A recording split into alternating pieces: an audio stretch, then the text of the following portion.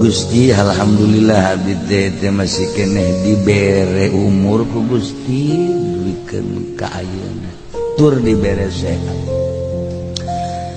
Tapi Gusti nu karasa ku abdi ieu ti ngora datang ka ayeuna. Abdi teh can sesuai jeung aturan Gusti.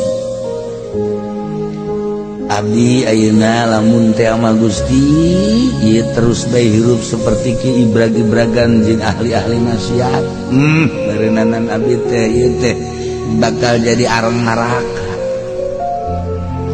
Tah nu mancak abdi teh ayeuna teh ieu teh nyanggakeun sadaya-daya ka Gusti, ayeuna abdi teh teu bade tobat ka Gusti tidak sakabeh dosa.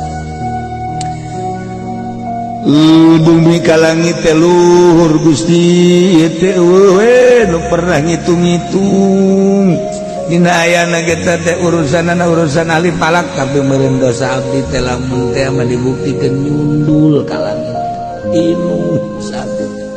Tapi Gusti bahkan maha hampura tataan urang dosa-dosa urang urusan-urusan baheula Gusti abdi bergaul